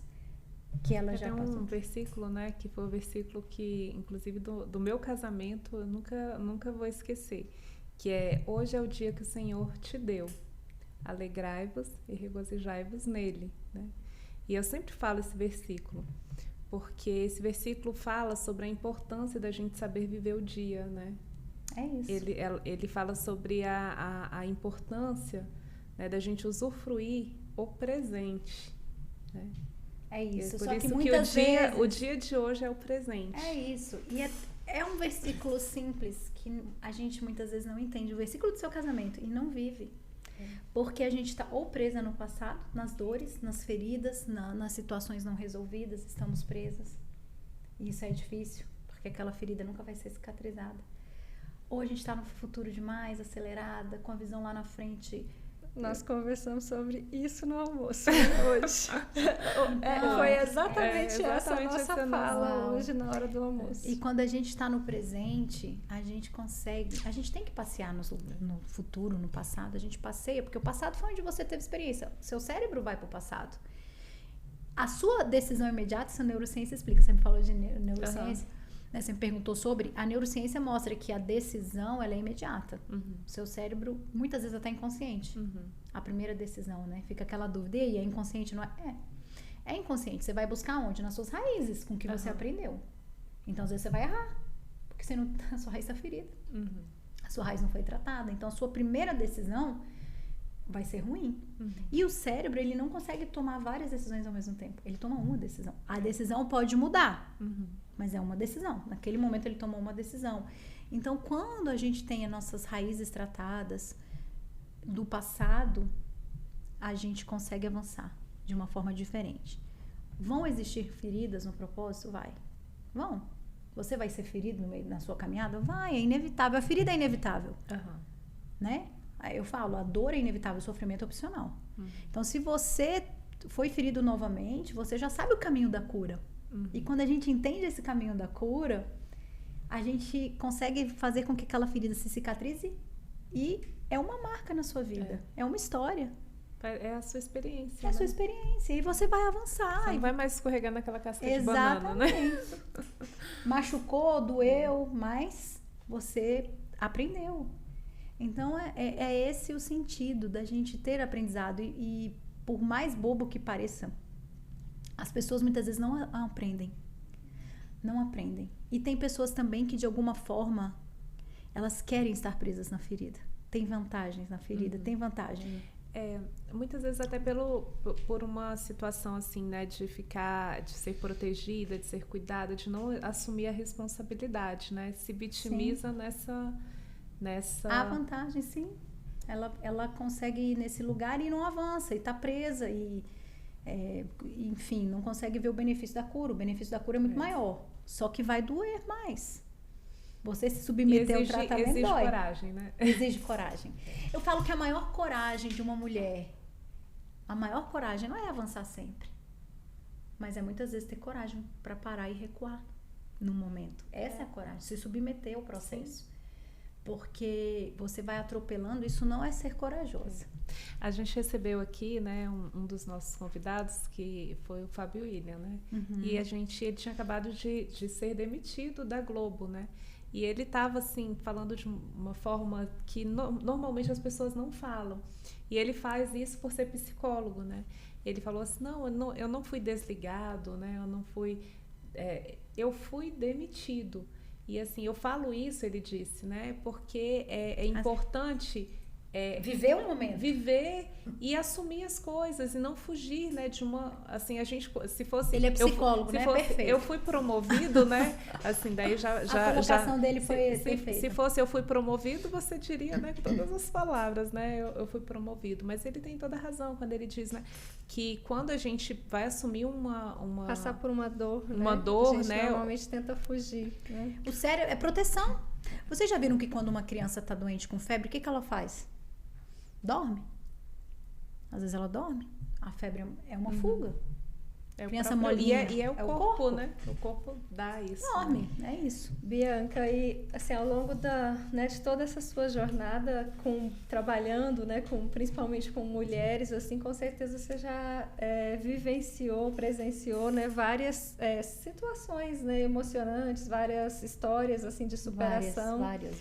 Tem alguma, assim, que te marcou mais, que você lembre, né, uma história de uma mulher que você tenha acompanhado, participado, assim, do processo e que foi algo, assim, inspirador, desafiador e que você fala, nossa, eu lembro daquilo porque me marcou profundamente? Tem muitas histórias, né? E pessoas que hoje estão muito bem posicionadas.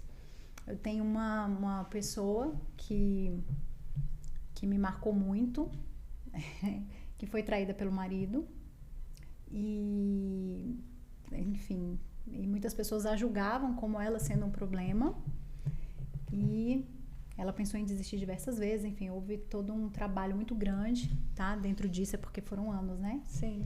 E ela venceu, ela decidiu estar junto, perdoar. Ela perdoou e ela descobriu tantas coisas que ela também precisava melhorar. Você fala, gente, isso é um caso de abuso, a mulher foi traída, a gente escuta muito isso, né? Ah, perdoou, ficar com o cara que traiu, não. Houve uma cura muito grande na vida dos dois. E eles vivem o propósito como família de uma forma sobrenatural, né? Então, assim, essa história me marcou muito, porque tem várias, né? Sim. Mas essa particularmente é porque é uma das pessoas que eu conheço que caminha na plenitude do propósito, porque um dia ela recuou, foi tratada, ela permitiu, o marido teve uma transformação, um homem totalmente restaurado, né? Porque a gente dá chance para tantas situações, né? E às vezes uma situação dessa não tem perdão, não tem restauração. Tem restauração. Eu falo que a pessoa que foi traída, ela sofre uma ferida. Ela não foi traída porque ela mereceu. Isso não existe. Sim. Que tem mulheres, né, que se culpam, você mereceu. Não. A pessoa foi traída porque a outra tinha problema. Só que a pessoa que traiu tem ferida. Sim. Tem dos dois lados. Dos né? dois lados. Tem dos E dois ela lados. provavelmente vai repetir. Eu vejo homens que, principalmente, tem mulheres que traem também, mas homens que repetem muito tem esse hábito de trair, né? Não consegue viver em família. Eu já vi homens que eu e meu esposo tratamos, que amam a esposa, amam a família, mas traem a família, porque ele está traindo antes a si mesmo. Sim. E ele precisa de cura. Só que a gente tem a mania de atirar pedra, como Jesus com a prostituta. Quem não tem pecado? Que atire a primeira pedra. Mas o que você vê é, eu perdoo, mas nunca eu vou ficar junto. Essa pessoa acabou pra mim. Mas essa pessoa precisa de ajuda. E ela pode mudar. Né? Então, é muito sério. Mas eu já tive esse caso, de reposicionamento de carreira que me marcou muito. Uma pessoa que todo mundo dizia pra ela fazer uma coisa e eu ajudei ela no processo de ir pra carreira. Ela queria um sonho muito louco. Eu não posso citar, gente, né? Sim, sim. Mas é um sonho muito louco e hoje ela flui nesse sonho muito louco e que todo mundo falou pra ela não ir. Ninguém acreditava, né? Ninguém acreditava. Já pessoas, enfim, já tive gente que trabalhava numa área de saúde e tinha habilidades em fazer doces, abriu sua confeitaria. Enfim, é isso. Agora, por falar em história, né? A gente tem um quadro que é Essa História Deu o que Falar. E aí a gente queria saber, né? Que você foi mentora, né? Você acabou de contar uma história que inclusive deu o que falar, né? Assim, mas foi uma história mais vivida, né? Mas assim, você já deve ter vivido alguma situação inusitada, né? Alguma história que chamou bastante atenção, né? Uma história que gerou algum tipo de repercussão, né? Qual seria a história, assim, que aconteceu e que você diria assim pra gente, essa história deu o que falar? Ai, meu Deus, são tantas, são tantas histórias, né, que deram o que falar. Eu vou dar um exemplo eu vou dar uma história da Ludmila, por exemplo, né, falar que deu o que falar. A Ludmila, minha sócia, ela passou por esse processo, que ela saiu, vamos lá, deu o que falar mesmo, gente. Porque ela era do palco, ela era do glamour, onde ela estava, ela fazia diferença, ela é muito bonita, ela é linda, então todo mundo sempre imaginou a Ludmila fazendo diversas coisas e nessa área e avançando, enfim. E ela passou por um divórcio, tá? Um divórcio muito doloroso, porque ela não foi programada para divorciar, os pais dela são casados, a irmã dela, então ela veio de uma família muito tradicional, uma família linda, e ela passou essa disruptura, e para ela casamento é uma vez na vida, né? Então, e o que a gente acredita, mas enquanto todos falaram, e aí, o que você vai fazer? Você vai viver de quê? De sonhos? A sua parte financeira vai acabar, você vai ser destruída. Ela foi, porque ela é talentosa. Ela foi chamada para ser diretora de uma empresa, para ser consultora de outra, e ela não aceitou. Porque ela tinha um propósito. Ela tinha um propósito. Então, assim, essa história deu o que falar. Hoje ela caminha e Deus foi... E o propósito dela é as arqueiras, por acaso? As arqueiras. Um dos, né? Um dos propósitos. Então é isso. Eu acho que você tem que ouvir o que Deus tem para você. Existem muitas opiniões ao longo da nossa vida. A Bíblia diz que na multidão de conselhos há sabedoria, mas tem muitas opiniões e eu não quero opinião. A gente tem que buscar conselho de pessoas que viveram aquilo. Você tem que ter o alvo, né? Que passaram aquilo e que tem entendimento do que eles estão te falando, que tem experiência. Né? O conselho, ele é bom, mas de pessoas idôneas, de pessoas que vão te ajudar. Agora a gente tem muita opinião. Mas, por outro lado, tem muito bem-aventurados os homens que não andam no conselho dos ímpios, né? Exato. Então, a gente tem que saber aonde você vai buscar a sua fonte. Isso aí é fundamental. Tenha bons mentores. Aí você pega lá o mentor, o cara top naquela área. Ele pode te ensinar nessa área, mas ele não vai te ensinar, e nem sei, às vezes, porque eu vejo tanto homem bem-sucedido com a vida emocional destruída, com a família destruída. Eu, particularmente, eu questiono. Porque eu acho que as coisas têm que caminhar juntos. Se você é muito bom nesse lado, sua família tem que andar em harmonia e estrutura. Então, saiba com quem você vai se aconselhar. Alguém que tenha frutos, bons frutos. Mas a pessoa é o cara mais rico do mundo. Beleza, ele é o cara mais bem-sucedido nessa área aí, alcançou o maior patamar, mas perdeu a família. Será que ele vai poder me ensinar mesmo? Será que é o mesmo resultado? Será que se for... perdeu, pagou um preço muito alto, né? Ele aceitou o preço, né?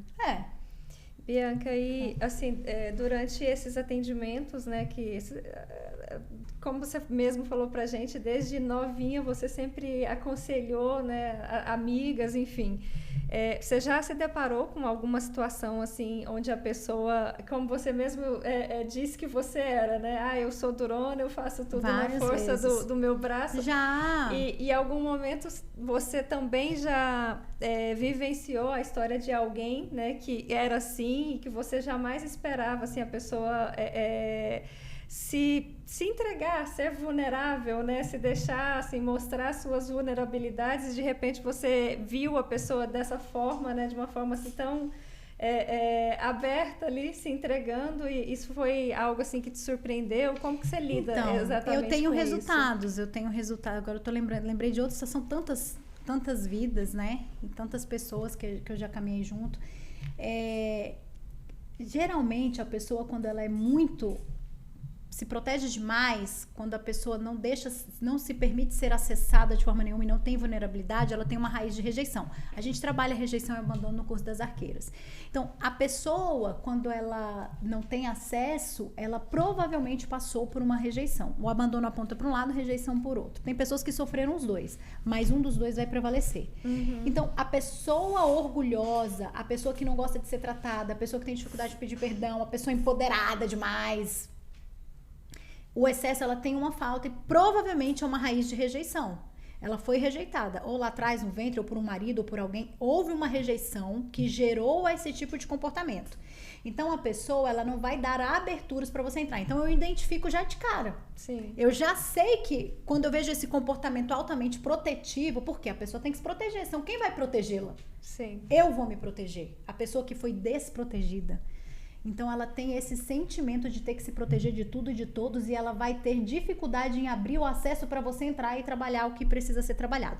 Então, tendo esse conhecimento prévio, eu já faço de outra forma. Já aconteceu isso comigo. E a pessoa hoje, extremamente vulnerável, tá vivendo o propósito, tá bem. Já aconteceu, não uma vez, algumas vezes. Então, hoje eu já identifico isso. Já é mais fácil. Já é mais fácil. Olhar, né? Eu já por exemplo, o abandono...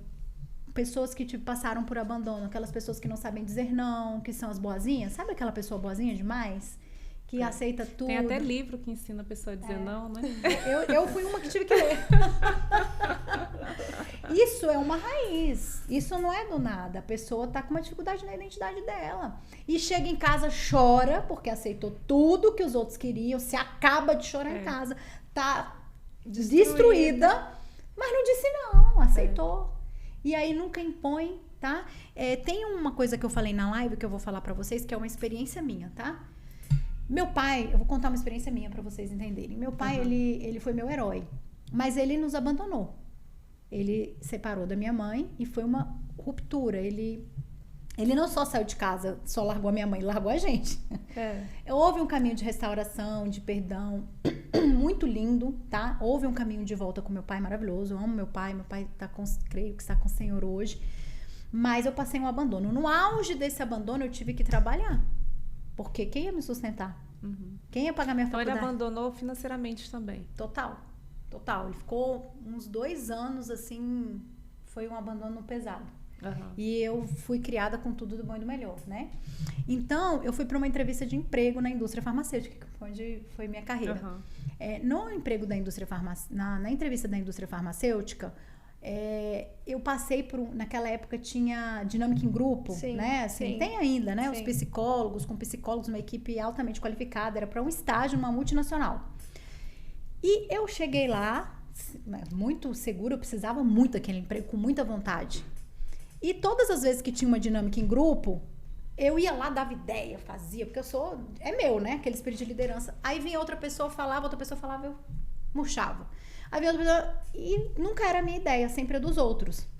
O psicólogo identificou, o psicólogo olhou pra mim e falou assim, Bianca, você foi incrível na dinâmica em grupo. As suas ideias eram as melhores. Por que você nunca ia... Bancou. Havia uma ferida aberta. Um sentimento de abandono. Hoje eu entendo isso. E ainda assim, como eu fui muito bem, eu cheguei até entre os finalistas. Aí foi indo, 60 para 20, foi 10, aí ficou 2. Eu e uma moça, que hoje é uma querida, uma amiga. No final, o gerente nacional olhou pra mim, isso já é dele, eles estavam me testando. E olhou e falou, nossa, essa blusa não combina com você, você é tão jovem com essa blusa de velha. Me destruiu. Porque eu já tinha passado o dia inteiro... Um teste, né? Foi. Claro, você era jovem, não tinha maturidade pra sair disso. Eu ia rir hoje, né? KKKK, né? Sei que eu sou, né? Acha? Não, meu filho, pois eu amo essa blusa de velho. Então, assim, eu fiquei tão desnorteada que a entrevista acabou ali e eu perdi a vaga. Eu não entrei nessa vaga.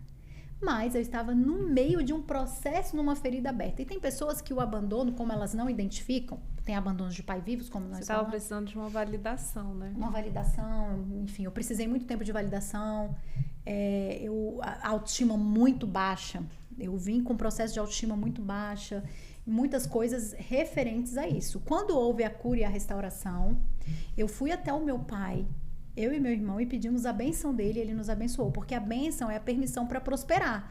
Então, aquele ciclo de abandono, aquilo acabou ali. Foi abandonado, né? Acabou ali.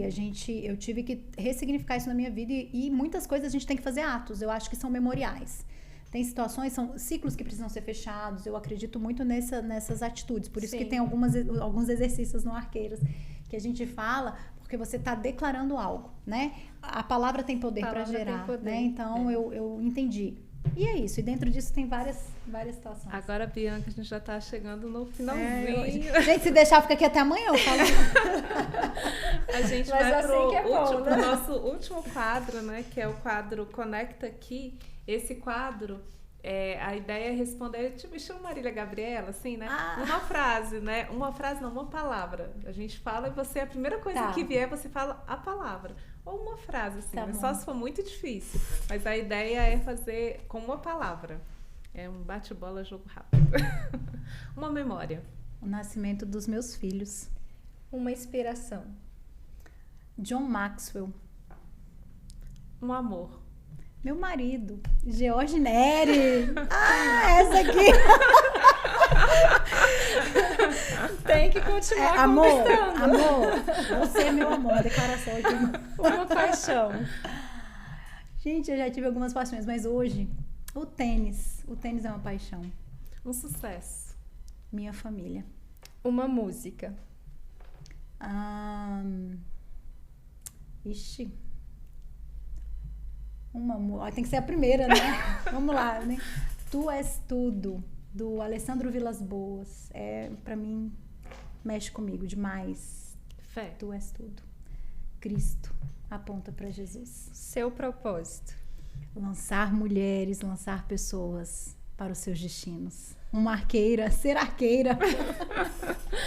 Olha, Bianca, foi uma delícia esse momento que a gente passou com você. Você vai no profundo das coisas, né? Tem, assim, muita história para contar. Eu espero que esse seja apenas, né, uma das oportunidades que a gente tem, Sim. porque a gente, né, vê que o seu trabalho é um trabalho que tem muito ainda a ser mostrado, né? E as portas aqui do Presença e Conexões vão sempre estar abertas, né, para você, para a Ludmila também, né?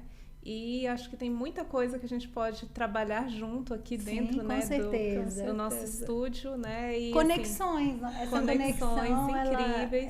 E obrigada, viu, agradável. por ter nos apoiado, né, nesse nosso início e ter vindo aqui participar do nosso podcast, né, Dani? Eu que agradeço a oportunidade, Bianca, agradeço o carinho. eu não sei Dani. nem dizer o quanto eu estou feliz de te Eu receber também estou, aqui. de estar A gente aqui. se conheceu há alguns anos já. Nunca né? imaginávamos que estaríamos aqui hoje, né? Nunca, não imaginávamos. Quer gravar um podcast, né? Mas, como eu falei para a Sueli no início, agora, né, falo para todo mundo, né, que vai nos assistir aqui, que está nos ouvindo, o projeto de vocês, ele é incrível, é sensacional, me emociona realmente, porque eu tenho certeza que vai transformar muitas vidas, né? Eu já estou aqui querendo fazer parte, assim, querendo fazer o curso de vocês, porque realmente é algo que mexe, assim, dentro da gente, na alma, realmente, sabe? Então, eu desejo todo o sucesso do mundo para vocês, que esse início seja realmente só o início de algo grandioso que está por vir, tá? Amém. E eu queria que você falasse, né, para todo mundo como que eles vão... Eu sou emotiva, tá? Como que eles vão encontrar vocês, né? Quem quiser saber mais sobre o projeto, sobre as arqueiras, né? Onde eles vão encontrar você, a Ludmila, né? Como que eles podem acompanhar o trabalho de vocês? Eu vou colocar aí o nosso Instagram, né? O meu é @biancaneribr e o meu trabalho em conjunto com a Ludmila está no As Arqueiras Oficial, tá? Que é o Instagram, depois a gente vamos vou colocar no o da vídeo Ludmila aqui também. E que a gente possa abençoar muitas vidas, que a gente possa ajudar muitas mulheres. E eu sei que a gente ajudando mulheres, a gente está ajudando toda uma estrutura. Então, eu estou muito feliz também da oportunidade de estar com vocês. E aqui também... Dando o que falar. Presença e Conexões é o nosso programa, né? Exatamente por isso, como eu falei para você na nossa conversa, a gente acredita muito nisso, no poder das conexões, e eu tenho certeza que Deus, ele faz as melhores conexões nas nossas vidas. Então, estou muito feliz por você estar aqui. Obrigada, Obrigada, prazer, foi um Sueli. prazerzão. Prazer te conhecer demais.